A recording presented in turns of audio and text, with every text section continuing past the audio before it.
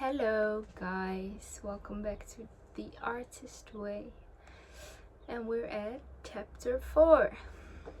I finished up 4 weeks, a month into The Artist Way, 2 months to go, and life is changing.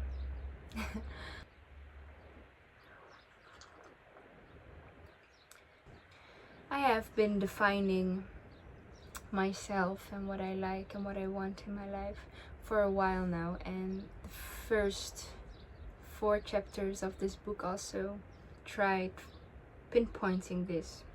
I have been home in the Netherlands for a month, and I've been living with my mom for this month, and I am already leaving again because I got this new job, so things are changing again, but I'm still going on with the artist way, and I'm still consistently gonna post on TikTok. It even gives me more content to post about because I'm gonna work at a surf camp here in the Netherlands, which is really exciting. It's something that makes me and my inner child really happy doing. This time of my life I really wanted to focus on landing in the body, and what is more focused on being in the body than sports activities like surfing and longboarding and volleyballing. So I'm very excited, and it's good practice for when I go back to the other side of the world to surf some more. So yeah, everything is changing again, and I'm wrapping up this month kind of tired. I mean, I'm going through a lot of change because of the book, but also because of just the phase of life I'm in. And I'm also on my period this week, so I'm keeping it short today. I'm gonna read some highlights and maybe some insights I've had in this week. Chapter 4.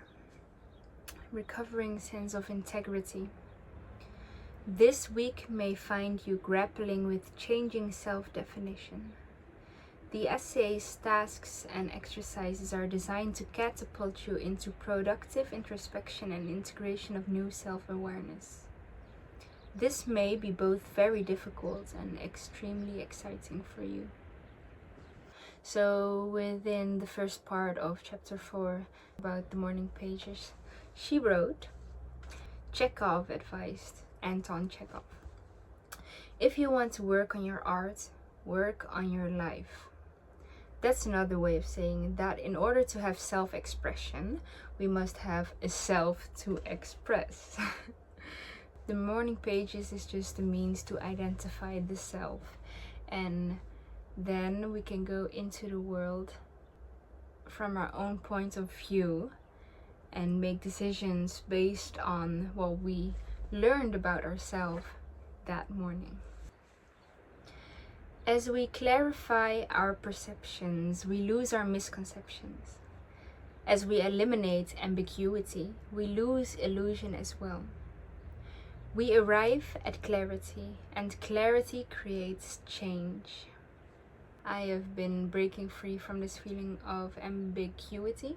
I think being able to see multiple points of views and being able to step into other people's shoes, it's a great quality. But it is really important to do that when you're first centered in your own perspective, when you know the difference between your perspective and other people's perspective, that you can identify this is my reality. And I think for me it was really the journey of breaking through that feeling of ambiguity. It was a weakness of mine because I didn't have any self-love. I have had the feedback in my life that I tend to count myself out a lot and care for others first, and you could see that as a positive thing, right? Yeah, that I'm a caring person, but it can be really harmful. In my late teenage years, the decisions I made, which were pretty big life decisions like choosing education and choosing what kind of work I wanted to do, I based those decisions on other people's perspectives, on the perspective of what the world thought would be good or not. I wasn't aware of what I needed, who I was, where I was coming from. I was living in this illusion, and I was really angry at the people around me and at the world. But I just had the misfortune that I wasn't taught to put myself first and look from my point of view first. So when you eliminate ambiguity, you lose illusion as well. So from there you'll have clarity. You'll have clarity on who you are and what decisions you need to make. Big decisions, small decisions, whatever. It's important to follow your heart. So cheesy, but it's important to follow your own intuition.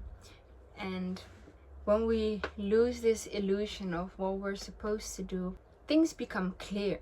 When you know who you are and what you want, it kind of becomes clear on what the next step is. Maybe not how the path will unfold fully, but when that clarity arises of, oh, this is me, this is what I want to do, change will happen inevitably. I'll tell you that. The universe works in your favor. What you believe in and what you know to be true is what you'll get reflected back to you. So here's a bit on art and authenticity. People frequently believe the creative life is grounded in fantasy. The more difficult truth is that creativity is grounded in reality, in the particular, the focused, the well-observed or specifically imagined. Art lies in the moment of encounter. We meet our truth and we meet ourselves.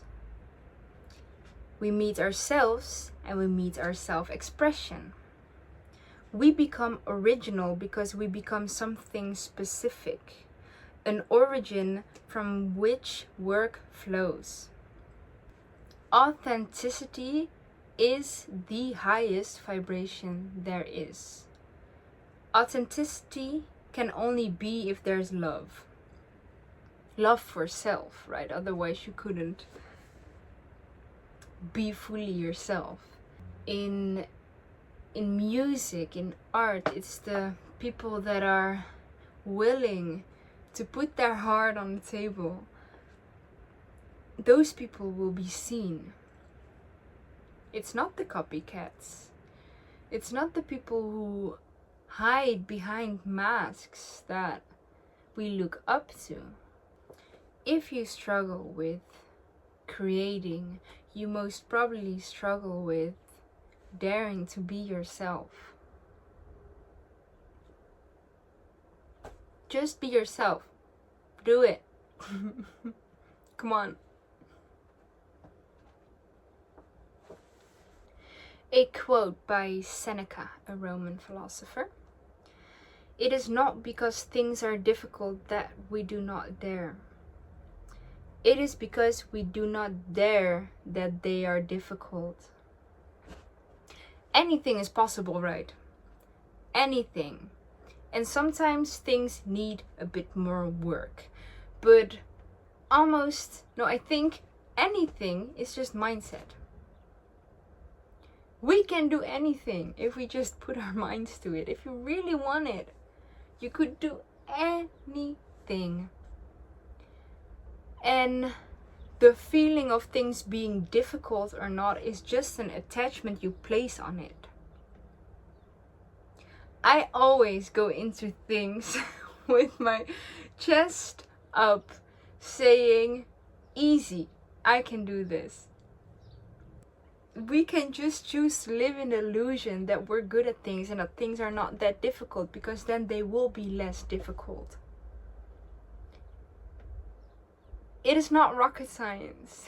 It is just training the mind. It's mindset. Don't burden yourself by making life and anything so difficult.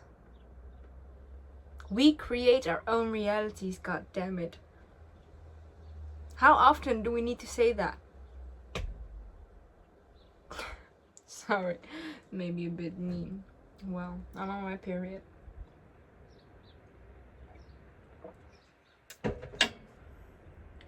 A cute way of describing the moment when we truly find ourselves, when we look in the mirror and we truly see, oh, this is who I am. These are the things I like. These are the things my inner child liked and I still like. And the moment you meet yourself again, this quote says, "The snowflake pattern of your soul is emerging." It's okay, it's cute, right? There was one really big exercise in this week that I didn't do. Guilty. It's called reading deprivation, where I am not allowed to read anything for 1 week. It's not that easy, right? It's not the commitment I made in the contract. I know. I'm still willing to do the reading deprivation multiple times in my life because I truly believe it will have a great effect on your creativity and on the need to constantly be busy or constantly be productive. I have a hard time sitting in silence. I constantly feel like I should do something, and when I'm not doing anything, I just want to listen to something.